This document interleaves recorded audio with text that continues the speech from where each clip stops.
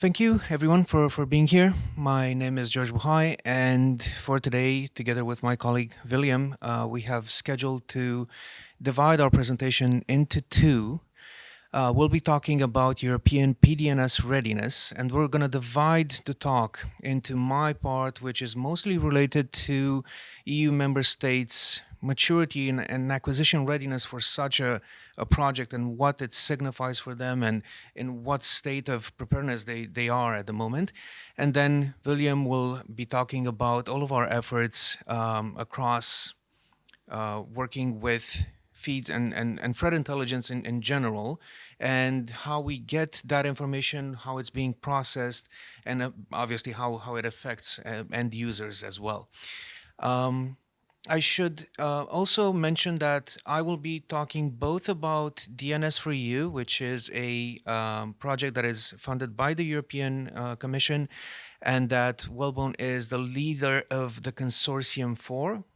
I will get to that in just a second, but just to tell you a bit more about DNS4EU, basically our goal with this project is to strengthen digital security and independence of European Union member states and provide this level of security for every citizen and every habitant of all European Union states. The challenge itself is that the institutions are not as well protected as they should be. And on the DNS level, protection was not located in the EU, meaning that most vendors take this information outside of the European Union, which kind of goes against current regulations, especially with regards to NIS2. The solution was to create a EU-based DNS protection with real-time reaction, and my colleague will go a bit deeper into that specific topic. But ideally, I just wanted you to know that we are collaborating, and this is actually part of my job as a government liaison. I'm actively in touch with all national CERTs, CCERTs, national cybersecurity centers, in the prospect of trying to design and successfully implement full protective national DNS projects. It sounds really complicated, and in fact, it actually is. But it's usually something that starts with a national plan. It starts with centralization of data and ownership of the project. And this is what I will hopefully share with you today, how it happens and how it has worked so far. This is the consortium that I've mentioned. Again, Whalebone is the project leader. And the consortium itself is composed mostly of national CERTs, universities, and research centers. We are the only commercial body, which means that we are the only development body as well. We are the ones developing the project, together with all the research and attributes that go into its creation. And we have multiple pillars that compose DNS4EU. I am responsible, I'm basically the spearhead for governments and public institutions. We also have the telco and ISP branch, threat intelligence, that's Viliam, and public resolvers for end users. I should mention that the public resolvers are actually into place right now. And with your patience, at the end of my presentation, I will share a QR code with the exact documentation so you can install DNS4EU on your devices today if you wish and test it out. In Europe in general, we have slightly a bit over 2 billion connected devices right now. So we have 448 million unique users. That means devices with an overall penetration rate of 95%. That means that 5 or 6% of the population uses 12% of all worldwide devices, while in comparison, 90% of all attacks rely on DNS. And this is why we brought this project out to combat this exposure to malicious events happening right now. I would say that our research shows that basically 4 out of 5 devices are a target of malicious campaigns in Europe right now. And a bit about the DNS4Gov project. So again, I'm responsible for the part on the right, which is DNS4EU for governments, or for short, DNS4Gov. And what we wanted to propose is a multi-tenant hierarchical structure that basically takes into consideration the vast flexibility and uniqueness of every EU member state, because you won't find two governments that are alike in Europe. So just to give you an example of why this is so difficult to grasp with a single product is, let's imagine, where is the National Security Center situated? So is it completely independent, or is it somewhere segregated within the Ministry of Defense? Does it have access to projects and its own budget? Does it have access to policy? Does it, where and what does it do? Is it based mostly on research? Is it operational? Well, the question is, where is it and what does it do? And the answer is, well, in every case, it's different. We have seen national centers that are completely independent, and I can mention the ones in Ireland, for example, or Belgium, that sit slightly below the Prime Minister's office. So they have their own budgets, they have their own projects, they have a lot of autonomy, basically, while in other countries they basically depend on parliament to adopt sprints, so they cannot run projects.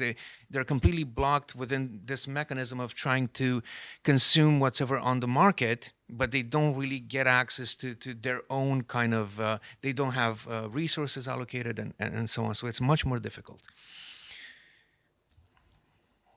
And whenever we talk about deployments and how we see things, I'm actually going to come slightly more to the center for this. So what I wanted to show here on the left side is the no deployment option, which means that basically we can run this product for any type of public institution. However, we can even refer to it and we can test it within schools in remote parts of the countries, for example, where they don't have access to cybersecurity staff, they don't have access to hardware, data centers, and so on. What they do is they simply direct their traffic to the national resolver or to our cloud resolvers, and they get instant protection. They don't need anything else. The one on the middle is the standard deployment that we normally use for POCs, for national POCs, again, with hospitals and critical infrastructure services and so on, where, again, they send their feeds to the national resolvers, which are usually located within the centers of cybersecurity. And on the right side is something that looks pretty much like a full-on national plan, meaning that we have multiple units, multiple institutions belonging to the government that go on either through the cloud service or through the on-prem resolver at the national center, and together they form this national plan where they work on a hybrid model. And you're going to see it much clearer here, and I will explain what this is. So at the top here, we have the National Center. This is the architecture that fits all countries and all models that we've seen so far, because usually the National Center sits at the top, and then we have the ministerial level, we have the regional level, we have the local level, and even employees on the field, remote employees. So why is it shaped like this? It's basically so that we can create vertical tenants that obviously don't share data between them. Nobody wants ministries sharing data between them. And they can have, within their groups of devices, they can have their own dependencies and policies that will apply only to them, their block lists, their allow lists, and so on, so that everybody can basically draw up their own model under them, meaning that this regional police center here will send its information upwards to the ministry, for example, but no one below them would see their data. So everyone will have access to a portal, and they would see their own instance plus everything that's under them, if that would be the plan and it would be validated by the National Center. Afterwards, everything is completely customizable, and it has to be that way because, again, every country is completely different. I should also mention that we use individual grading for domains. So this is why we chose the Ministry of Health here on the left and the Ministry of Internal Affairs. Imagine in a hospital, Obviously, you don't want patients and visitors having access to any kind of adult content or gambling content, anything related to guns, drugs, etc. So you would make that grading go to very high so that you can even block certain domains or block access to them. Um, and have it perfectly healthy for anyone that comes in touch with that. On the right side, the Ministry of Internal Affairs, you want to give police officers, for example, the opportunity to go in and investigate websites and do their job properly. So you need to allow them more lenience, let's say, and allow them to go in and investigate. That means that their grading mechanism might be lower, but this is completely for them to say exactly what they want, and they can manually check that grading mechanism. There's also the option of auditing all the logs, which obviously means that you have access to them and see exactly which device requested what and what happened at what point in time. You can have your content filtering as well. And of course, you have the option to block. So if you want to audit, you can simply audit. If you want to audit and block, you can do both. Neither. It's really up to the institution that would basically draw up, and this is what I said when I mentioned the designing of protective national DNS plans. This is what I was referring to, creating this set of dependencies and policies for each device group. I'm going to go back here. And this is how we are basically using threat intelligence data that comes from national certs as well as from the open market to basically create an output, which is the protection of millions of users and organizations. A bit about our success numbers. I should mention that from 27 member states, we are already in later stages of onboarding with more than 20 of them, 22 to be exact as of today. We have over 18 POCs with European national centers as well as with public authorities, public institutions from municipalities, hospitals, schools, and universities, as well as critical infrastructure. We have our first customers already, and we have our first governmental deployment, full deployment, as well as the first project for defense starting this year in 2025. With regards to threat intelligence sharing, 17 certs currently onboarded onto our MISP, and more than 70 consortium members with certs across Europe. Engagement and outreach, we've been at more than 50 conferences so far, trying to disseminate and teach people about DNS for you, trying to convince users to adopt it. We've been doing about 20 to 25 workshops and webinars by now. And of course, we reached to over 1,000 participants by now, and more than 500 stakeholder community members were added to our lists. The onboarding lifecycle, we are now in the last stage. For DNS4U, the implementation phase ends at the end of this year. And with DNS4Gov, as I've said, we are already testing national plans in 7 countries right now. The others are still in their testing phase. And I also wanted to show a bit about this, which is the ECSO transposition tracker as it is right now in September of 2025. And the reason why I'm showing this is I want to give you a glimpse of the difference between the transposition tracker and our maturity and acquisition readiness for DNS4Gov, which is basically a national DNS protective program. So this is the transposition tracker. These countries in blue have successfully transposed, and this is how our acquisition readiness looks like. So you're going to definitely see a similarity, which is, of course, the European eastern flank because of the current threat to the east. We're going to see Italy as well as Ireland, Portugal, and Denmark plus the Benelux. And this is where our POCs lie, and also this is where we're getting our threat intel from. So again, going back to the previous slide, this is the full list of countries that have transposed to NIS2, and this is our acquisition readiness. As I've said, I wanted to give you a chance to use this QR code to get the link to start using DNS for you today. We're now using it to individual users and asking them to basically start using it on their personal devices. The service is capped at around 1,200 queries per second, so it's more than enough for personal use. Whenever we're talking about institutions, we go to DNS for Gov, and as of right now, I should mention that we are completely interested in offering this service, and I'm referring to DNS for Gov, free of charge for testing for a minimum of 3 to 6 months with extensive testing afterwards. If there should be public institutions that want to try it out, we are more than happy to assist either through on-prem installations or using our cloud resolvers. We're open to both solutions, and we're happy to help anyone who is interested in the project. With that being said, I will give the word to my colleague, and thank you very much for your attention. Thank you so much, George.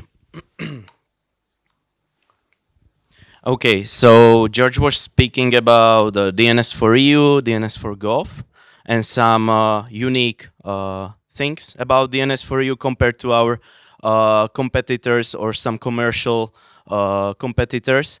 And we also wanted to make something unique from the part of threat intelligence for the DNS for EU project. And this is one of the things that I will be speaking of, that what we did for DNS for EU and also from the side of Whalebone.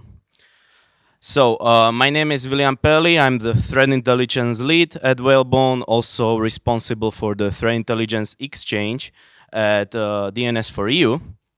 And the threat landscape is quickly evolving. It's changing every year. It's something new. It's something that is growing fast. And we were brainstorming. We were trying to find what is the current threat landscape, what would be the current trends in the threat landscape, and how can we actually make the DNS for EU even better. Yeah. Currently, the speed is everything. It's not just about how fast you identify the threats, but also how fast you can stop them before they can do any harm. And for that, we found out the regional threat intelligence will help us a lot with that. And so we chose a regional threat intelligence or local threat intelligence, and we looked at the numbers. How fast is it growing? And when we found out the numbers, we were a bit shocked, because it's currently one of the main threat types that are significantly growing faster and faster. And compared to last year, there have been over 5,600 ransomware attacks that were focused regionally, more than 60% of regionally focused zero-day attacks that increased, and we have seen plenty of IoT attacks that were regionally focused. And what have we chosen for the DNS for EU? Well, we were thinking of who has the best regional threat intelligence within European countries. It's actually the national CERT teams. Yeah, they are really good at having the best knowledge about the regional threats that are currently coming into the country. But their main issue is it's hard for them to propagate it efficiently to the end users and to the citizens. Yeah, for example, they report it to the critical infrastructure when there is a new threat, but what if the IT administrator is on vacation? So he comes back from the vacation after a week, he finds out email from National CERT, yeah, there is a new threat that you should block. Yeah, it's already week later, then he looks what kind of threat it is, he has to implement it, and it's already too late, because the threats are so fast these days, and they can harm all the critical infrastructure within seconds. And it's not about the critical infrastructure. We want to also protect all the citizens and not only the critical infrastructure. And this is where we chosen the threat intelligence exchange with the national CERT teams. So they give us the edge of their threat intelligence. We enhance it with our Whalebone threat intelligence, and we can immediately propagate it to our DNS4U resolvers. So all the citizens, all the governments, everyone can be saved within a minute. And how do we do it? Well, basically, we are using the MISP for that. For those who doesn't know, it's an open source threat intelligence platform where you can share the threat intelligence data. You can create, consume, forward threat intelligence data about anything, malicious domains, IP addresses, pictures, or literally anything. Yeah, usually CERT teams, CSERTs, or some SOC teams are using those instances. It helps you to tag the threats, put some commentary, and this is efficient for the DNS4EU project because we at Whalebone are good at enhancing the data with our own data that we can grab for those threats and evaluate it more efficiently. So I'm gonna move to the DNS4Gov or the Whalebone side. How do we actually do the threat intelligence? So whenever CERT is sending us something or somebody else, yeah. First of all, I will talk about the global threat intelligence, and then I will move into the regional threat intelligence. So how do we do actually the threat intelligence? Do we have like a static list of domains that we just block? No, we cannot do that because the domains can be benign after time. Yeah, you have to constantly update it. So we have multiple sources. I only choose few of them. For example, the national certs, research vendors, some other vendors that we are working with. Then we have our own in-house malware research analysis, and also the passive DNS traffic that we have. Yeah, we collect all the IOCs that we can get and put it into our evaluation phase. Oh, before the evaluation, we are trying to enhance the data with all the data we can find for such IOCs or for such domains. That also can include some statistics, something that if we have seen the IOC before, and all the data that we can put in there. Then when we have the IOC prepared with all the data, the tags, commentary, anything that we found, we put it to the evaluation scoring phase. Yeah, for those we have multiple bots that are classifying and scoring the IOC if it's actually malicious. Because what in case maybe some CERT or somebody reports us some benign domains such as, I don't know, Facebook, Google.com, yeah? So we have to evaluate them, and then after we evaluate it as a malicious domain, we put it immediately to the resolvers. So they are propagated and everyone can be safe from such harm. And this is iterating all over the time because we have to have the most recent data about the domain, about the IOC, and most recent scoring. Yeah, whenever the domain is benign. So what are the sources? We have multiple sources that what we are actually doing. I'm just gonna mention a few of them. So as I mentioned, the certs, some other sources in the MISP. We are working with banks, telcos, since one of our products is DNS security for telcos. They also have some SOC teams that are helping us with some of their data that they can find. We are analyzing the traffic. We have our own neural network models, DGA tunneling, DNS tunneling, and cooperations with universities. As George was mentioning, the consortium members, one of them is Czech University, ČVUT, and from that, Sebas and Tigran from ČVUT will be presenting on Friday about the machine learning model that is detecting threats. So they will be here on Friday to talk about it. It's really good to check it out because it's really amazing what they are doing.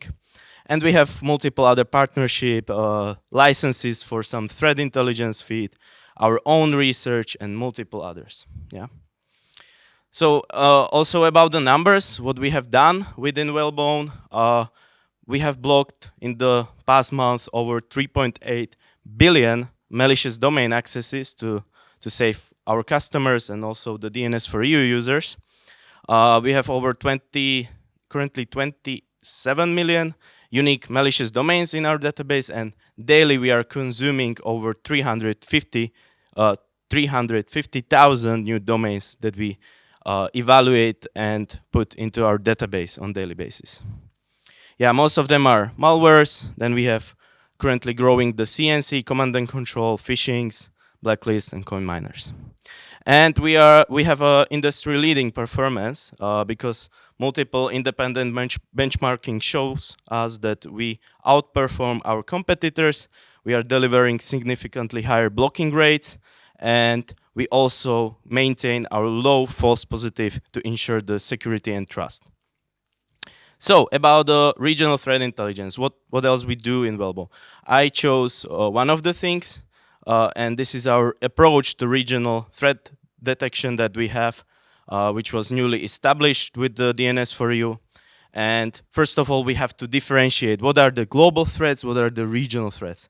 So for example, for the global phishing campaign, we have Netflix, because Netflix is same in every country. It's a huge brand, global brand, and it doesn't differ across the regions of the globe.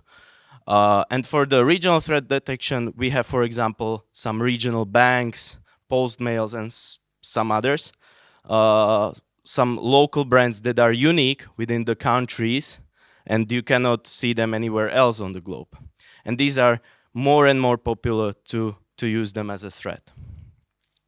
So what do we actually do? So I have divided it into 6 steps of what we have to do. We have to research everything about that region, about that country, anything that we can find, any data that would be beneficial for us. Then we go to the threat detection. We teach our models for that about what is going on in the country. Then we have the AI-powered threat analysis and blocking. So our AI-powered pipeline, which is evaluating the malicious domains and newly formed threats. We also go through manual analysis review, so we make sure that the pipeline is correctly tuned. We evaluate also the detection, what is the rate, how successful it is, and we iterate all over again because we want to research the country and the region all the time so we know what is happening within that country. So I have or I will show you how does it look like. So for example, when we take USA, for example, yeah, the Postal Service, USPS. So we try to find everything about USPS, how does it work. Then we provide information about some IOC, some threats that were some phishing campaigns focusing on USPS. Then we look for anything newly detected. We go through the analysis of the data that we found, some metadata, statistics, how often they are visited, and anything else. We analyze also the context, the detection of how it looks like, the behavior analysis, and in the end, we choose if it's actually malicious or not. Yeah, and those can be postal services anywhere in the world. This one is from Hungary. This is a banking system, and for that we are using CertStream, which is newly issued certificate for domains, so we can stop and block the domain even before it might be discovered by some users. Yeah, and I will get also to some case studies. Okay, we have plenty of time. For example, in Germany, there have been attacks by APT29, which is a Cozy Bear, the Russian APT group that was targeting the political parties in Germany, more precisely CDU, the Christian Democratic Union, And they have targeted in 2023 the German embassy within the IceBeat campaign. And what they did here for the Christian Democratic Union, they have compromised their WordPress websites, and they have created a fake invitation for some Christian Democratic Union event that was actually fake, and they resend it to all the members, so they would go to the compromised website that was posing as a real website, and in the end it would install a malware into their devices to also infect all the users. Yeah, and thanks to the regional threat intelligence that we have, we were able to detect it with also some cooperation with CERTs. We were able to have the data about it, so we could prevent it also for the next phishing campaigns that were similar to this one. Yeah. And since we don't have too many people, I will ask you, what do you think is the most used type of threat that people are using or visiting these days? What kind of content on the internet it might be? Nobody, nothing? Okay, it's actually the streaming platforms that are the fake ones, or not the fake ones, not the official ones. Yeah, you can say actually like, okay, it's not good from the let's say ethical or legal side. Why do you say it's a threat? Well, we don't consider them as a threat, all of them, but what is threat about them is actually the play button. Yeah. It sometimes it redirects you to advertisement, to some other things. But what we have seen is when you click on it on some website, it started to download something. Yeah. And for this one, those advertisement, sorry, were starting a 13,000 line JavaScript, which was running from a Russian domain, and it was monitoring your HTML, identifying password, personal, financial data, and what was, when we have going through to reverse it, what was actually going there, it was also working with various languages and alphabets, so it could detect from anywhere in the world. And that would be everything from my side. If you would be interested in more details about the DNS for you, feel free to check out the website. If you have some threat intelligence that would be beneficial for the European project, feel free to contact us, and feel free to talk to me about anything. Thank you so much.